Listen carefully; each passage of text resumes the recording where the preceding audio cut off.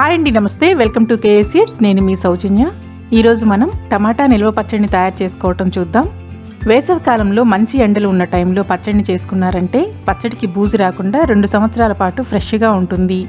ఒక్కసారి ఈ పచ్చడిని చేసుకున్నారంటే టిఫిన్స్లోకైనా రైస్లోకైనా సైడ్ డిష్ని వెతుక్కోవాల్సిన పనే లేదు. పుల్ల పుల్లగా చాలా రుచిగా ఉండే ఈ పచ్చడిని పర్ఫెక్ట్ కొలతలతో ఎలా తయారు చేసుకోవాలో చూసేద్దామా.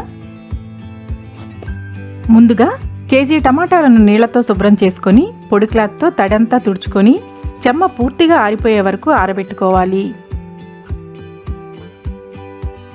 ఈ పచ్చడికి టమాటాలను పండినవి కాకుండా దోరగా వీడియోలో చూపించిన విధంగా గట్టికాయలు తీసుకోవాలి. అలాగే పచ్చడికి వాడే వస్తువులు కూడా డ్రైగా ఉండాలి. 1 గంట సేపు ఎండలో ఉంచుకోవాలి. టమాటాల్లో ఉన్న తడి పూర్తిగా ఆరిపోయిన తరువాత టమాటా ముచ్చికని తీసేసి ముక్కలుగా కట్ చేసుకోవాలి.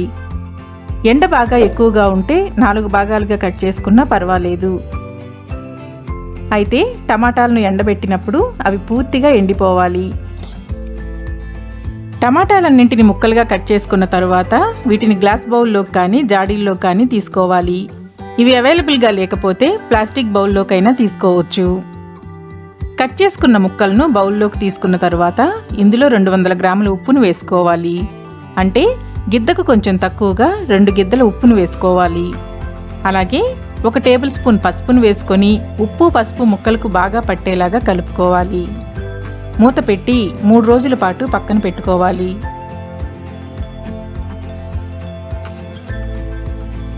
ప్రతిరోజు ముక్కలను ఉప్పుతో బాగా కలిసేలాగా శుభ్రంగా ఉన్న తడిలేని గరిటెతో కలుపుకోవాలి. పచ్చడికి ఉప్పు చాలా ఇంపార్టెంట్. ఉప్పు తక్కువైనా లేదా ఉప్పు సరిగా కలవకపోయినా పచ్చడికి బూజు వస్తుంది. 3 రోజుల తరువాత ఉప్పు పసుపు వలన టమాటా ముక్కలు మెత్తబడి ఉప్పులో ఊరి ఊట వస్తుంది. ఇప్పుడు ఈ ముక్కలను చిల్లులు గరిటెతో ఒక గిన్నెలోకి తీసుకొని ముక్కల్లో ఉన్న నీరంతా పిండేసి ఒక ప్లేట్లోకి తీసుకోవాలి. ముక్కల్లో ఉన్న నీరు వీలైనంత వరకు పిండేయాలి, లేదంటే అవి త్వరగా ఎండవు. టమాటాల్లో ఊరిన నీరంతా ఒక బౌల్లోకి తీసుకోవాలి. ఇప్పుడు ఈ ముక్కలను ఎండలో పలుచటి శుభ్రమైన క్లాత్ మీద వేసుకొని 2 రోజుల పాటు ఎండబెట్టాలి. ముక్కలు బాగా గలగలమనే వరకు 2-3 రోజుల పాటు ఎండబెట్టుకోవాలి. అలాగే టమాటాలలో ఊరిన ఊటను 1 గంట సేపు ఎండలో పెట్టుకోవాలి. 2 రోజులకు టమాటా ముక్కలు బాగా గలగలలాడతాయి. ఇప్పుడు 200 గ్రాముల కొత్త చింతపండును టమాటా ఊటలో వేసుకోవాలి. అలాగే ఎండబెట్టిన టమాటా ముక్కలను వేసుకొని 3 గంటల పాటు నానబెట్టుకోవాలి. చింతపండును విడదీసి గింజలు పీచు అంతా తీసేసి శుభ్రంగా ఉన్న కొత్త చింతపండును వేసుకోవాలి. నిల్వ పచ్చళ్ళు ఎక్కువ కాలం నిల్వ ఉంటాయి కాబట్టి వీటికి కొత్త చింతపండునే తీసుకోవాలి. అలాగే మరాడించిన ప్లెయిన్ కారాన్ని, సముద్రపు కళ్ళుప్పును తీసుకోవాలి.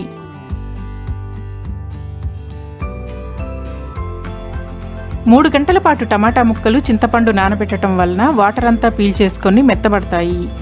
ఇప్పుడు నానబెట్టిన టమాటాను చింతపండును రోట్లో వేసుకొని రుబ్బుకోవాలి. ఈ రోజుల్లో పచ్చళ్లను రోట్లో వేసుకొని రుబ్బుకునే టైము ఓపిక ఎవరికి లేదు కాబట్టి గ్రైండర్ వేసుకోవచ్చు, లేదా మిక్సీలో వేసుకునైనా గ్రైండ్ చేసుకోవచ్చు. అయితే మరీ మెత్తగా పేస్ట్ లాగా కాకుండా టమాటా తొలకలు కనపడేలాగా గ్రైండ్ చేసుకోవాలి.